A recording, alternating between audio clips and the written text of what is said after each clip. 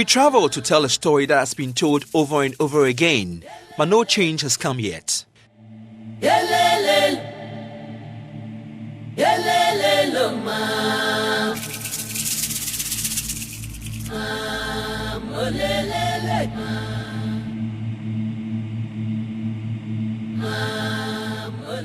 Government has made several promises and talked tough on the continuous existence of witchcamps.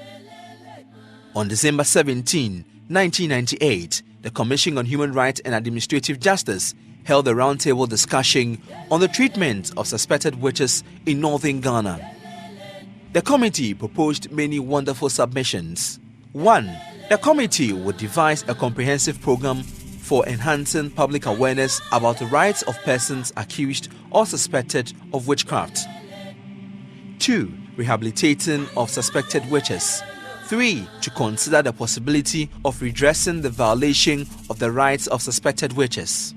We recommended that government should give some assistance to these people, but that hasn't materialized, unfortunately. We recommended that they should be provided with shelter. They should be reintegrated, into a much better environment.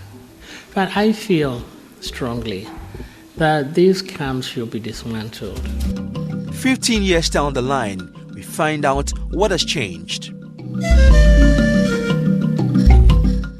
We drive to Gushegu in the northern region and locate the Patiga camp, one of 6 witch camps scattered in northern Ghana, serving as a refuge to many women accused of witchcraft. We are determined to get to the heart of the matter. Hamdia goes down on her knees. She stays there for a while and waits for our permission to get up.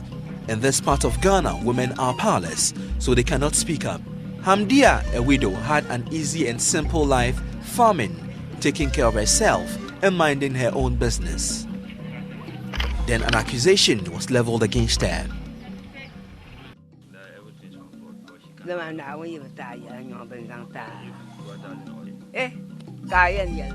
A child died and I was blamed for it. And since I could not even defend myself, I was sacked from the village. Now I have to spend the rest of my life here. I have no choice. I have no choice but to live here because it is safer for me.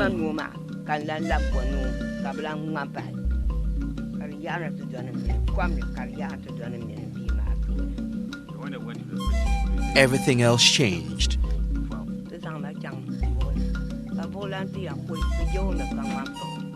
No, I don't want to even think about it.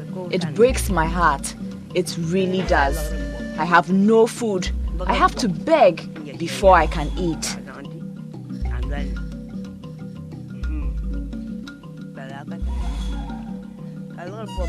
Though she was not found guilty, she had to find another home at Patiga and live with other accused women till she departs from earth. She is very much alive to the emotional trauma and physical pain around her, but she suffers in silence. She gets ready to find food for the day. After sweeping marketplaces and gathering sand together with little grains, she sieves the sand from the grains and washes it for food.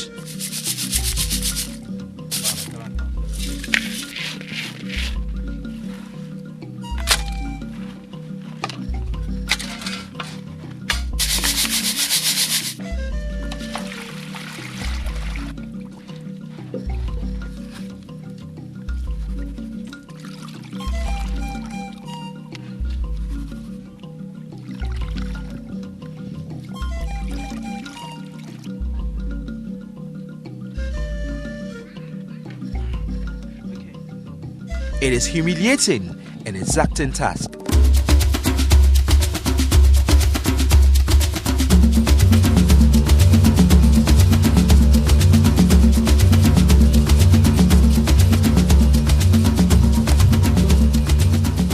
But that is what they do to get food or starve to death. Simple carbohydrate, green leaves with no protein. The day starts on a good note. A good rest after hard work and a meal is refreshing, but old women lie on the bare floor and drift to sleep. Wuntuma is the youngest here. She's nearing 34 and was banished 2 months ago. She tells me if it had not been for her daughter, she would have committed suicide. A mentally unstable man accused her of being a witch, and so she found herself out of her community. It's a memory she hates to recollect. I wanted to die. I could not believe it when the mentally unstable man said I was responsible for his illness. Nobody believed me. Even my husband could not support me. I was locked up in a room and all I could think about was suicide. But I just could not die and leave my daughter in this wicked world. So I gave up the idea. I am happy here.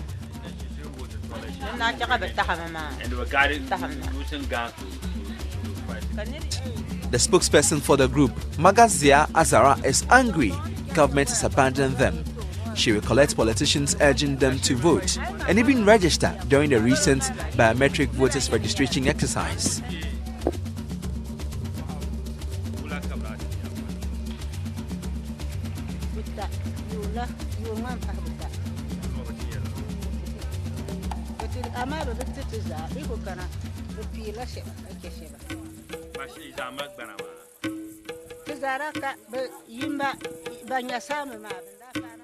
We were registered.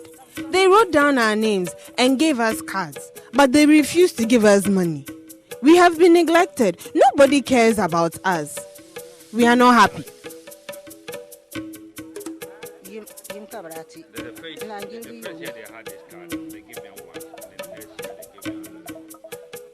The state does not forget the democratic rights of these broken alleged witches, but what they seem to forget is their rights to food, health, and safety.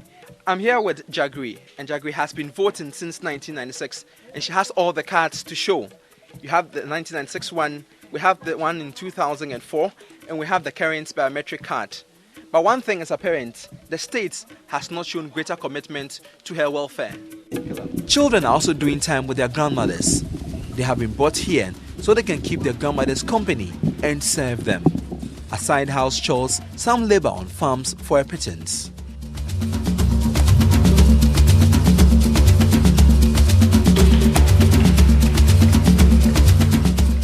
Neema is 14 and has never been to school. Her presence here makes her grandmother happy, but at whose expense? I asked her what she wants to be in future. I want to go to school. I want to be a farmer.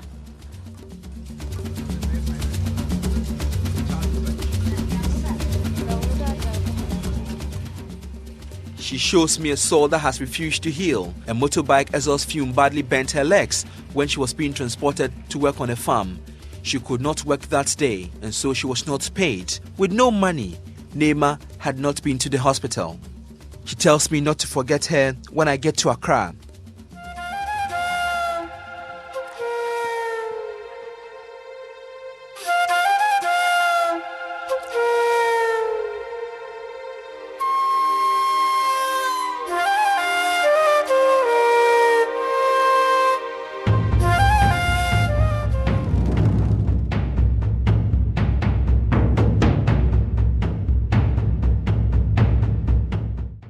We traveled to the second of 6 witches camp, the Ngani camp.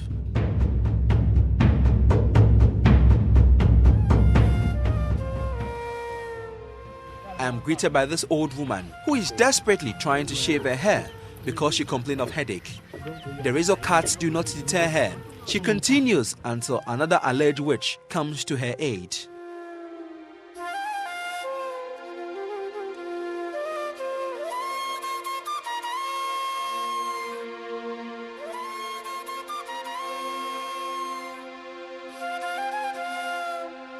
I found out her name is Kandahar. She does not remember her age and says she has been here for the past 20 years. She was ostracized from her community because a woman said she saw her in her dream. A woman said she saw me in her dream, and my life changed totally. I used to brew local beer, and I got lots of money, but now I have nothing. I am so poor. My relatives just took all my property. I went to see the traditional priest here, and they performed a ritual to decide my fate. Even though the ritual pronounced me not guilty, they still kept me here.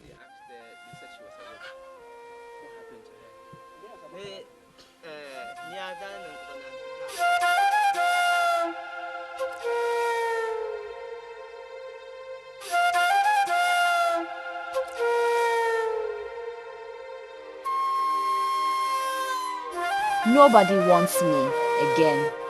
I cannot go to the hospital because I have no money. Sometimes I just want to die.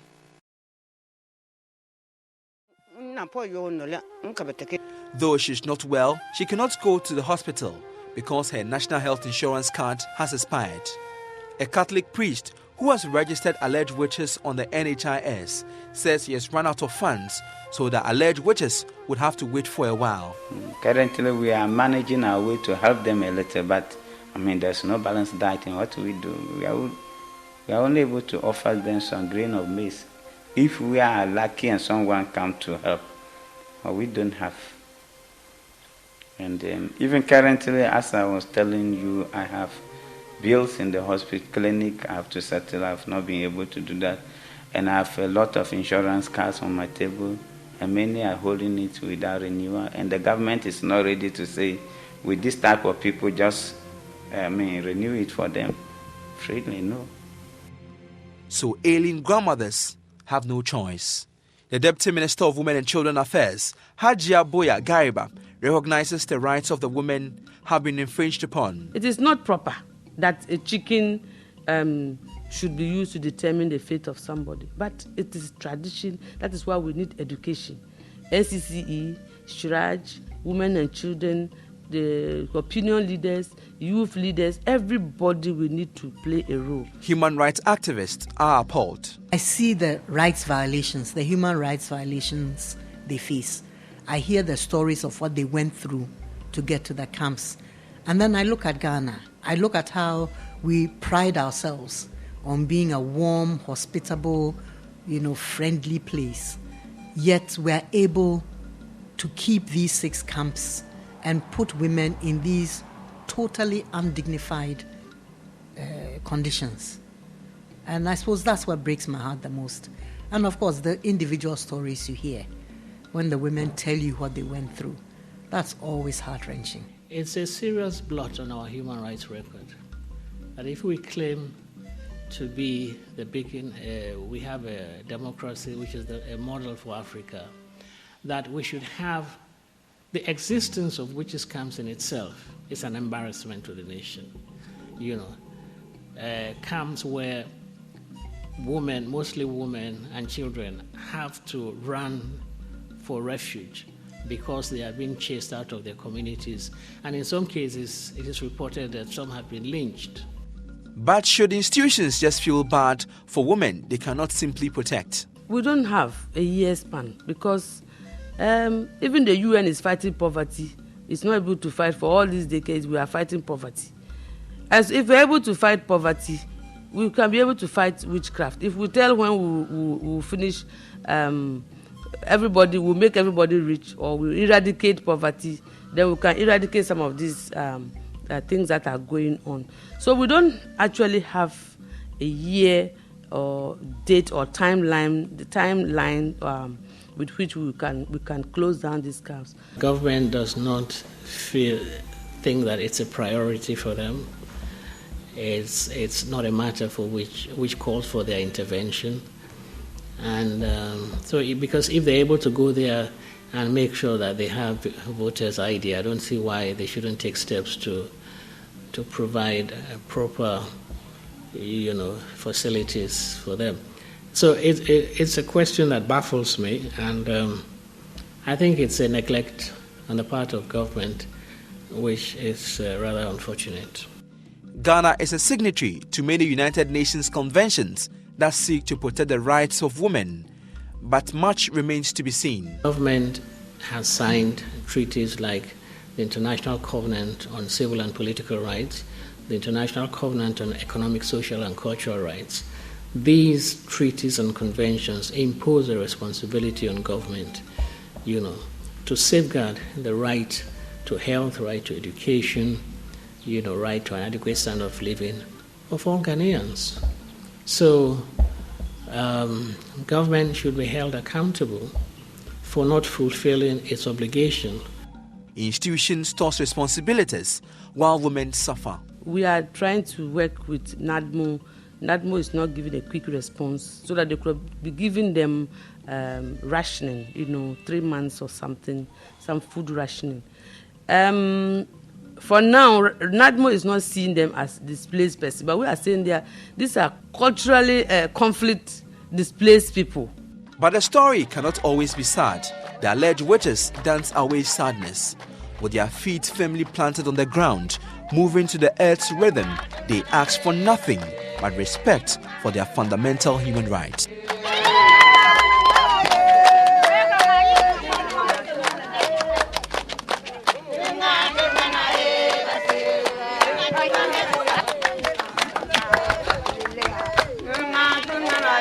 That's